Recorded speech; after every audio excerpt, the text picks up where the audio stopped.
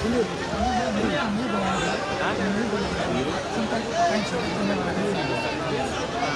Side जाओ, उधर कोने जाओ, कोने बना भाई बना रहा ना, वो वीडियो में आ जाए उधर।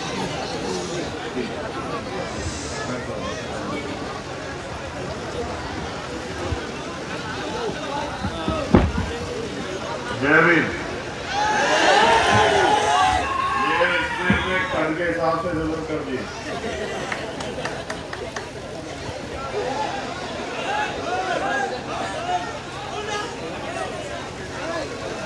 आप शांत हो जाओ। आजमगढ़ की ये सगड़ी विधानसभा, यहाँ उपस्थित भीम आर्मी, आजाद समाज पार्टी और बहुजन समाज के अन्य सभी संगठन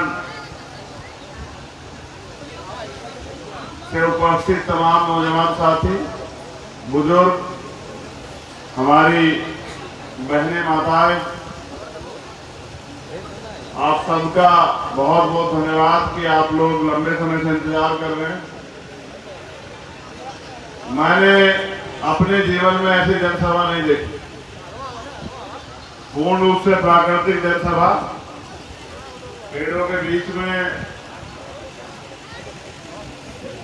2:15 बजे, जहां धूप बहुत अपने चरम पे है, लेकिन यहाँ धूप नहीं। तो मैं धन्यवाद देता हूं जिन लोगों ने चयन किया इस जगह का, उनका बहुत बहुत धन्यवाद कि सबका ख्याल रखा। अक्सर लोग नेताओं का ख्याल रखते हैं, उनके ऊपर टेंट होता है, आम जनता धूप में बैठी रहती है, तो यहाँ की कमेटी ने सबका ख्याल रखा, तो दोबारा से उनका धन्यवाद। इसके साथ साथ विधानसभा चुनाव का दौर है, मैं अपने चुनाव को खत्म करके कल हमारे वोटिंग पड़ी गोरखपुर में, उसके बाद फिर मैं दोबारा से जहां जहां हमारे प्रत्याशी लड़ रहे हैं, कोशिश करके उनके तक पहुंचने का काम कर रहा हूं, उनकी सभाओं में जाकर अपील करने का काम कर रहा हूं।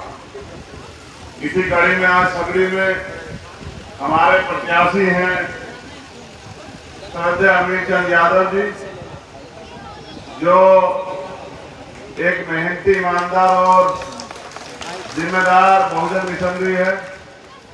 अभी मेरी उनसे बात हुई तो उन्होंने अपने जीवन के बारे में बताया कि वो मानव साहब श्री काशीराम के आंदोलन से जुड़े रहे इस आजमगढ़ से, क्योंकि आजमगढ़ एक क्रांति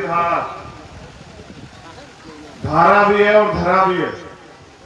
बहुजन आंदोलन अगर सबसे पहले की ताकतवर हुआ तो वो आजमगढ़, जब पूर्व में हमारा आंदोलन जो चलता था, उससे पहली बार एमपी अगर कहीं जीता था पूरे देश में तो आजमगढ़ जीता। आजमगढ़ क्रांतिकारियों की धरती है, आजमगढ़ बहुजन आंदोलन की जननी। आजमगढ़ में बहुजन आंदोलन हमारे महापुरुषों के दिखाए रास्ते में पहले से चल रहा। तो आज अपनी बात को कहने से पहले जो समय समय पे संत गुरु महापुरुष जो है जो जन्मे, जिनमें तथागत महामानव गौतम बुद्ध, संत शिरोमणि सतगुरु रविदास जी महाराज, भगवान वाल्मीकि महाराज, गुरु नानक देव, संत कबीर, उसके बाद सामाजिक परिवर्तन के नायक राष्ट्रपिता ज्योतिबा फूले, छत्रपति साहू जी महाराज, पेरियर रामा स्वामी नायकर, पेरेलल्ली यादव, संत गाडगे जी महाराज, नारायणा गुरु, महामना रामस्वरूप वर्मा, बाबू जगदेव प्रसाद कुशवाहा, जननायक कपूरी ठाकुर, और इनके साथ साथ महाराजा बिजली पासी, मां उदयदेव पासी, इस धरती को नायक के रूप में जिन्होंने अपने लहू से सींचा, परम पूजनीय डॉक्टर बाबा साहब भीमराव अम्बेडकर, उनके बाद शोषितों को राजनीतिक ताकत का एहसास कराने वाले मान्यवर साहब श्री काशीराम, और आज परिवर्तन के दौर में पिछले 5 साल से जिन लोगों ने विपक्ष की भूमिका अदा की, मैं उन सब भीम आर्मी के क्रांतिकारी साथियों का, आजाद समाज पार्टी के पदाधिकारी कार्यकर्ताओं का धन्यवाद देता हूं कि इस जालिम सरकार के सामने वो लोग मोर्चा लेके खड़े रहे, और आजमगढ़ से तो मैंने कितने दर्द देखे आपको पता है। 2 मुकदमे यहाँ मेरे ऊपर है। जब यहाँ प्रधान सत्यमेव जयते की हत्या हुई आपको याद होगा, और हम बड़ी संख्या में वहां से आए, सरकार के इशारे पे पुलिस के लोगों ने हमें रोक दिया। एक घटना नहीं है उसके बाद। अगर आपको याद हो कि प्रधान मुन्ना पासवान जी के साथ क्या हुआ, और वहां पुलिस के अधिकारी किस भाषा का प्रयोग करते हैं। नौजवान साथियों, आपका उत्साह देखने लायक, लेकिन उत्साह के साथ साथ अपने आंदोलन को आगे भी बढ़ाना, हमें अपने आंदोलन को लक्ष्य की तरफ लेके जाना, ये लोकतंत्र है। मेरे आज भी याद है, जब मैं 16 महीने जेल में था, एक रात ये सोच के काटा करता था कि एक दिन ऐसा आएगा कि मैं अपने रहबरों के आंदोलन को आगे लेके चलूंगा, उसने उस आंदोलन को पूरा करूंगा। क्योंकि माननीय साहब श्री काशीराम ने कहा था कि मुर्दा लोग मिशन नहीं चाहते और जिंदा लोग रुकने नहीं देते। हम जिंदा लोग हैं और हम अपनी आंखों के सामने इस मिशन को बढ़ता हुआ नहीं देख सकते। ये आंदोलन शोषित वंचित वर्ग के लोग आंदोलन है, ये आंदोलन सताए गए लोग आंदोलन है, ये आंदोलन उन लोग आंदोलन है जो हाशिए पे लोग हैं। लेकिन कब तक वो लोग हाशिए में पड़े रहेंगे। 98% लोग इस राजनीति में पैसा कमाने, पावर अपने हाथ में लेने, गाड़ी बंगले बनाने के लिए, तमाम तरह से कंपनी फैक्ट्री लगाने के लिए राजनीति में घुसते हैं। लेकिन भीम आर्मी के लोग, आजाद समाज पार्टी के लोग, माननीय काशीराम साहब का जो आंदोलन था, सामाजिक परिवर्तन और आर्थिक मुक्ति का आंदोलन, उसको पूरा करने के लिए पिछले 5 साल से लगातार मुकदमे, जेल, आंधी तूफान में आंदोलन, तमाम तरह की परेशानियां झेल रहे हैं। मैं यहाँ के कार्यकर्ताओं का धन्यवाद देता हूँ, पदाधिकारियों का। मेरे आज भी याद है कि यहाँ एक घटना हुई थी और एक नौजवान, हमारा छोटा भाई यहाँ अंशु, वो बारिश में बैठा हुआ था अपने साथियों के साथ न्याय के लिए, और उसने हमसे कहा कि भैया देखिए, हम बारिश में आंदोलन कर रहे हैं लेकिन प्रशासन और सरकार नहीं सुन रही है। मैं बस आज आपसे कहना चाहता हूँ कि ये प्रशासन भी सुनेगा, ये सरकार भी सुनेगी। अगर आपने अपने बीच के व्यक्ति को विधानसभा में भेज दिया, आपकी आवाज सड़क से उठकर विधानसभा में चली गई, तो ये सब लोग सुनेंगे। क्योंकि ये लोकतंत्र है, इसमें जनता मालिक होती है। आपको तय करना पड़ेगा कि कब तक आप फर्जी रहनुमाओं के भरोसे रहोगे। बड़े बड़े पैसे वाले चुनाव के समय आपके बीच आएंगे, बड़ी बड़ी बातें करेंगे।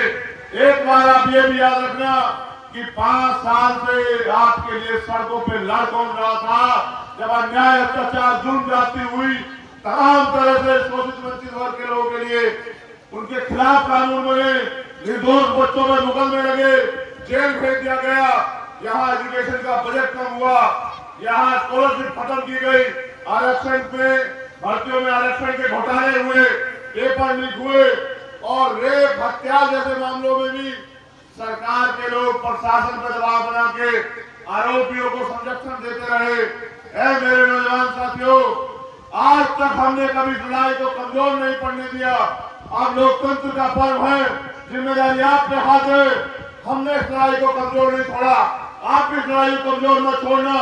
आने वाले 2 से 3 दिन आपके पास है। 7 तारीख को आपके यहाँ वोट पड़ेंगे।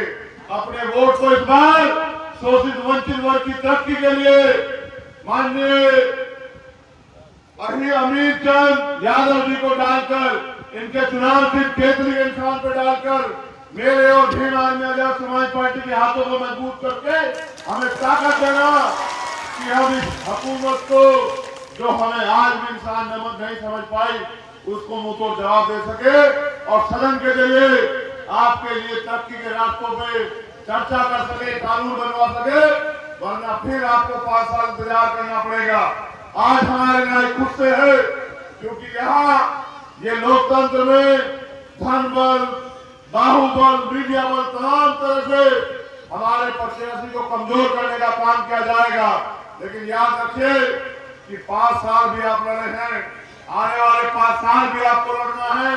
और अगर आप चाहते हैं कि आपके महापुरुषों का सपना पूरा हो, इस देश में समता, समानता, बंधुत्व, भाईचारे का आदर्श रहा जाए, कमजोर शोषित वर्ग के लोगों को बराबरी का अधिकार मिले, माताओं बहनों को सुरक्षा और सम्मान मिले, उनको भी तरक्की के अधिकार मिले, उनका भी सम्मान हो। कोई जाने उनकी तरफ आंख उठा के न देखे, तो आपको अपनी ताकत बनानी पड़ेगी, आपको अपने फैसले को मजबूत करना पड़ेगा। और जिस तरह पिछले 5 साल से ना आंधी देखा, ना तूफान देखा, ना दिन देखा, ना रात देखा, ना किसी की गाड़ी का इंतजार की, पैदल मोटरसाइकिल साइकिल पे चल के आपने भीम आर्मी और चंद्रशेखर आजाद को ताकत देने का काम किया, पूरी दुनिया में पहचान दिलाने का काम किया। मैं आपसे अपील करने आया हूँ कि चूकना मत। अगर चूक जाओगे तो फिर ये ताकतवर लोग कल आने वाले समय में जब आप अधिकारों के लिए सड़क पर निकलोगे तो ये शासन प्रशासन के जरिए आपके अधिकारों को और आपको कुचलवाने का काम करेंगे। फैसला आपको लेना है। अगर आप चाहते हैं, अभी अमित चंद जी बोल रहे थे, वो बोलते बोलते उम्र की वजह से उनको जरूरत पड़ी पाने की। मैं सोच रहा था, बैठे बैठे मुस्कुरा रहा था, ऐसा ना हो कि ये मेरा समाज भी मेरा तब तक इंतजार करे जब तक मैं इस हालत में ना पहुंच जाऊं। जब मैं इस हालत में पहुंच जाऊंगा तो शायद अपनी मदद ना कर पाऊं। तुम्हारी तो क्या मदद करूंगा। अभी हम पे दम है, हम पे समय है और एक ऊर्जा है, जो ऊर्जा आप सब लोगों ने अपने त्याग बलिदान से दी है। मैं चाहता हूँ ऊर्जा कामयाब हो। मैं चाहता हूँ बाबा साहब अम्बेडकर मानव काशीराम साहब का सपना पूरा हो। मैं चाहता हूँ महामना रामचंद्र वर्मा जी का सपना पूरा हो। और मैं चाहता हूँ कि शोषित वंचित समाज भी शासक समाज बने। मेरी आपसे अपील है कि 7 तारीख का दिन होगा और केंद्रीय चुनाव चिन्ह होगा। एक एक वोट केंद्रीय को दे डालकर इस शोषित वंचित समाज की आवाज को मजबूत करना। क्योंकि जिन दूसरे लोगों को आप देख रहे हैं, आपके बराबर इधर से जो लोग जीत के जाएंगे, 5 साल उनको जनता ढूंढती मिलेगी, ना वो जनता के बीच आएंगे, ना जनता से उनको कोई मतलब है। वो व्यापार की राजनीति करते हैं, राजनीति में पैसा फूंक के और पैसा कमाने का काम करते हैं। अगर स्वाभिमान सम्मान की लड़ाई लड़नी है तो इस बार अपनी